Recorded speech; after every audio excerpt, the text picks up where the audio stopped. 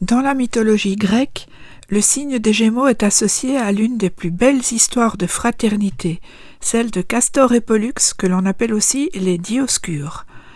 Leur légende ne se contente pas de raconter le lien entre deux frères. Elle donne une profondeur particulière à ce signe en évoquant la dualité, la complémentarité et une forme de passage entre deux mondes. Castor et Pollux sont nés de Léda. Mais leur naissance est déjà marquée par une singularité. Pollux est le fils de Zeus, roi des dieux, tandis que Castor est le fils de Pindare, roi de Sparte. Ils sont jumeaux, élevés ensemble, inséparables et pourtant de nature très différente. L'un est immortel et l'autre ne l'est pas. Très tôt, ils développent chacun des talents distincts.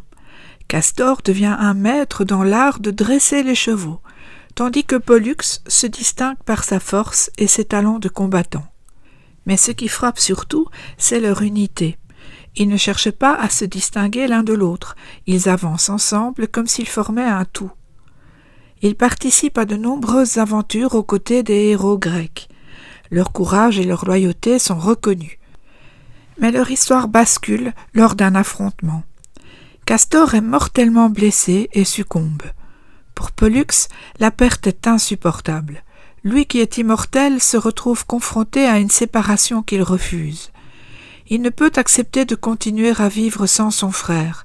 Il s'adresse alors à Zeus et lui demande de renoncer à une partie de son immortalité pour pouvoir rejoindre Castor.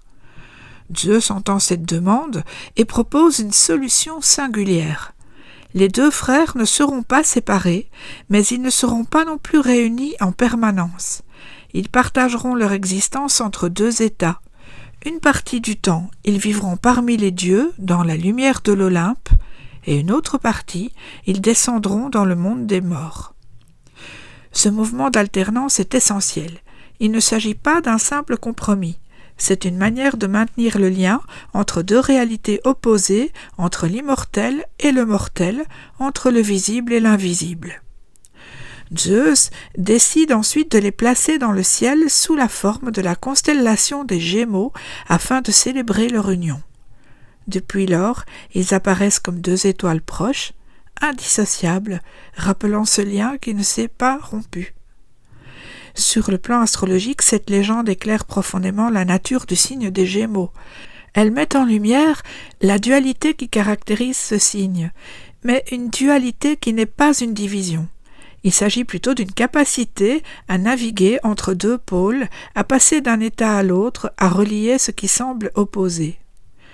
Les Gémeaux sont souvent associés à la communication, à l'échange, au mouvement.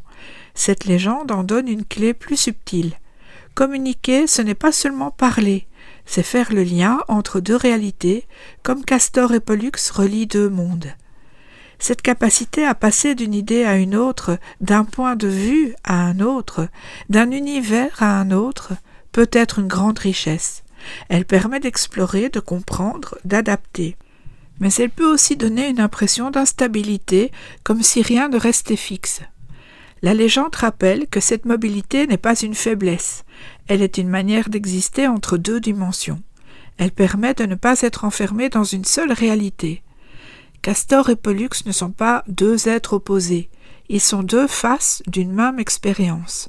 Leur histoire montre que le lien peut exister malgré la différence et parfois même grâce à elle. Et c'est sans doute là que réside l'essence du signe des Gémeaux, non pas choisir entre deux voies, mais apprendre à les relier, non pas se diviser, mais circuler. À bientôt pour un prochain épisode.